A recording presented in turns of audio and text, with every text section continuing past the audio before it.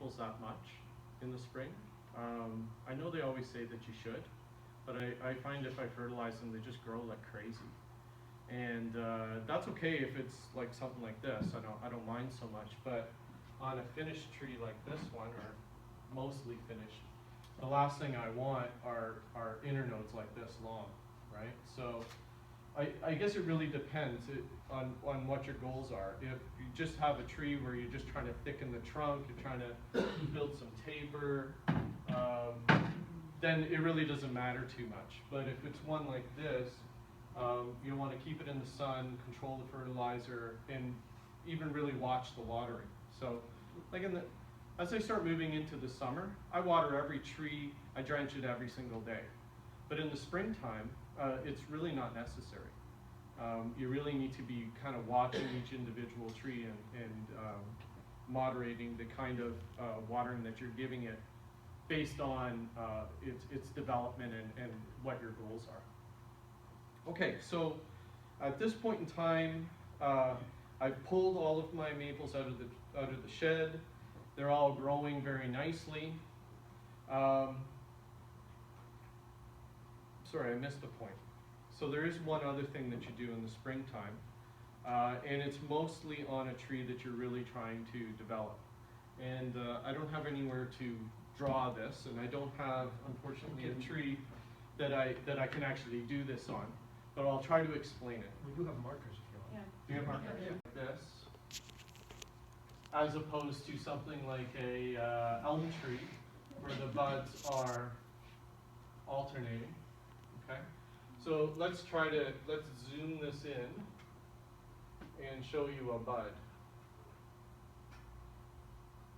So the bud has a few parts to it. So it has a sheath that kind of holds in the leaves. And so what will happen is this will start to peel open. So we'll start kind of showing stuff like this, and then you'll have the sheath that kind of opens out. And then there's the first kind of pair of leaves, and then deep down inside here is the other leaves that are going to emerge. So let's move this along maybe a day. So I have my things like this, I have my leaf, and then I have my little shoot on the inside, and it has a little bit of stuff. So on a finished tree, or a relatively finished tree like this one, what you want to do is you go and get your tweezers, and you might even, at this point, spread this open, and then you go in here and you pluck this right out, okay? And also what I've found is you rip these off. And remember, you have to pull them down this way. Don't pull them up because you might tear the bud right off. And so let me explain what that does. So if I don't do that, what'll happen is this will elongate, and I'll get my leaves, and then this will elongate, and I'll get my leaves, blah, blah, blah, blah, blah. Okay? That's okay for this tree because I'm just growing it all the way out. But for one that I really want to control, it'll come up like this. Its two leaves, and it has nothing here. There's no ability for it to elongate anymore.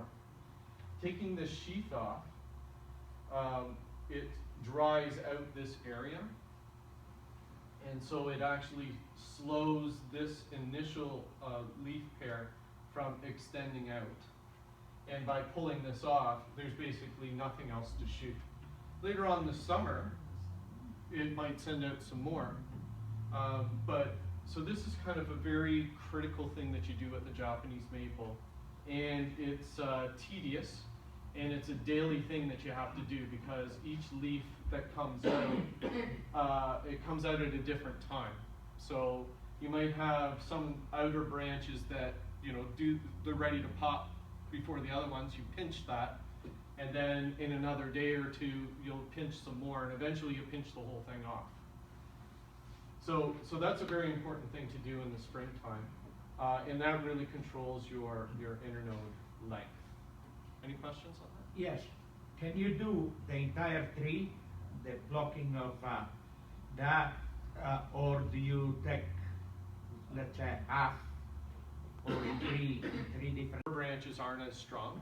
Right.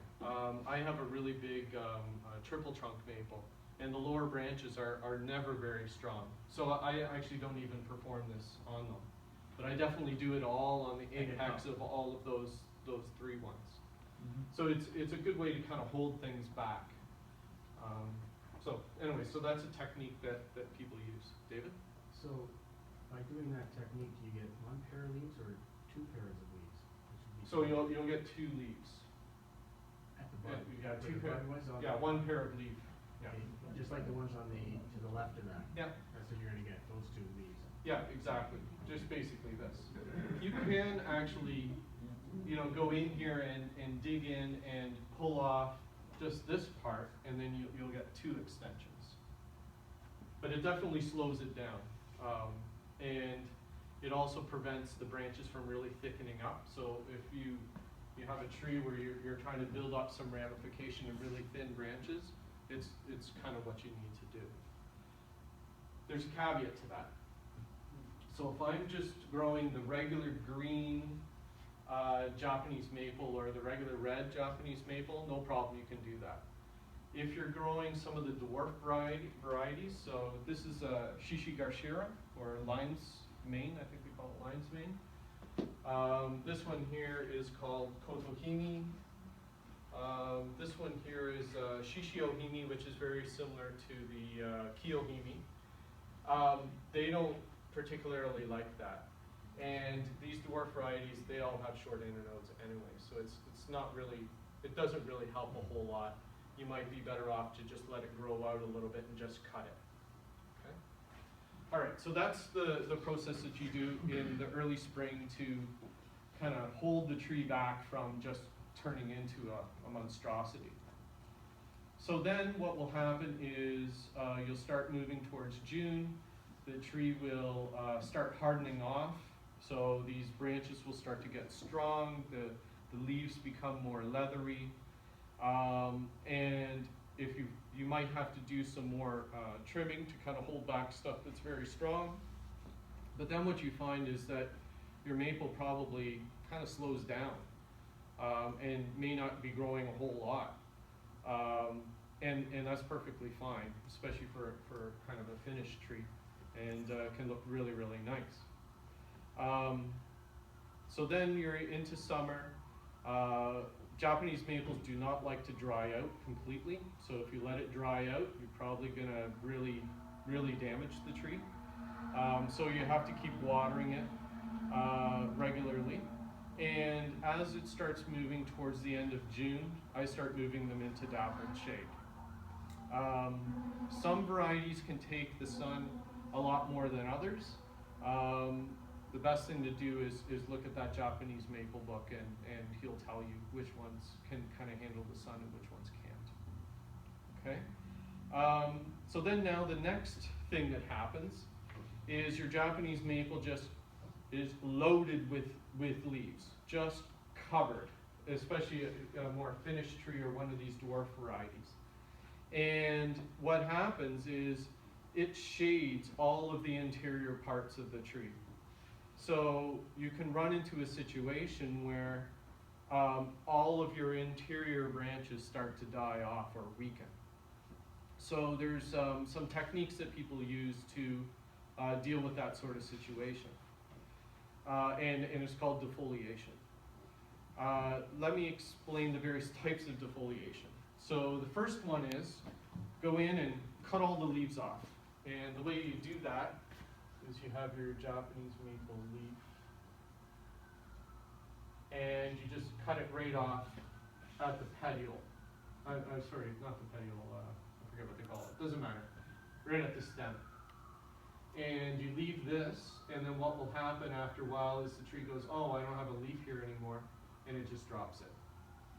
So you can do that on the entire tree, and what will happen after that is the leaves that come out are smaller. They tend to be, they're cleaner because by the end of June, sometimes the leaves get kind of soiled looking. Maybe they got burnt a bit, maybe it had an insect, and it refreshes them. And then the best part is in the fall, you get this brilliant red fall color, and I did that with this tree last year. I completely defoliated the entire thing. And during the break, come and take a look, and you'll see it has very, very dainty little branches, and so that's how you basically accomplish it. That's pretty severe, and it can damage the tree. If you have a trident maple, people who grow trident maples, people defoliate those trees completely 2 or 3 times a year. With a Japanese maple, you got to make sure you fertilize it, make sure it's a variety that can withstand that sort of thing. And don't do it all the time. And they often say don't do a defoliation in the year that you've transplanted the tree. So the other way that you can accomplish it is partial defoliation. So as we know, most trees are apically dominant, and so sometimes what people will do is they'll say, I'm going to defoliate the top of the tree and I'm going to leave the lower branches. And so that's a way of kind of balancing the energy and making sure that the top branches and so on of the tree don't end up getting too thick on you. The last one, which is I've been using quite a bit, is the removal of leaves. So let's just take a look at a branch. And let's say I have one leaf here, one leaf here, one leaf here, and then one leaf in here, okay? So what you can do, and something that actually works really well, and you can still show the tree in the fall, is you take off one of each pairs. So, and the way I approach it is, I look for what's the biggest leaf that's shading the most part of the tree, and I eliminate it. So in this particular example, maybe I eliminate this one, and maybe I eliminate this one. And so what will happen is the light comes in and hits the interior branches that you have, and the tree, these will, get a chance to kind of strengthen. And you haven't hurt the tree, and it won't send out a completely new flush of growth. Will it send out any growth? Sometimes it will, yeah, depending. Usually the really strong stuff, the strong parts of the tree. Have you guys ever seen the Bjorn videos, the Bonsai Art of Japan on YouTube? There's about